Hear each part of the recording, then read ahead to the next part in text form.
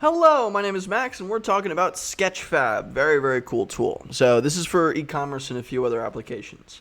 Sketchfab lets you create 3D AR experiences, augmented reality experiences. So you see this right here. I'm dragging this around. I'm moving this around. This wonderful little shoe.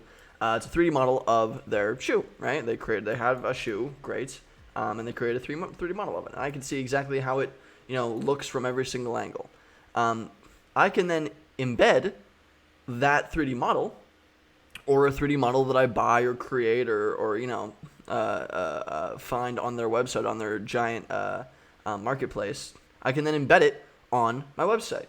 So if you have a product that especially is, three-dimensionally focused, it's a physical thing, and you want your customers to be able to tell how this thing feels and looks before they buy it, it could significantly increase conversions, and that's why this entire business is built, because things like this increase conversions because it makes customers more comfortable with the product they're buying before it's in their hands. And you can even view it in AR. Check that out. So I've done this before. If I grab my phone and I go to this website Sketchfab, I click View in AR, and it lets me put this shoe on a table in front of me, which is nuts, right?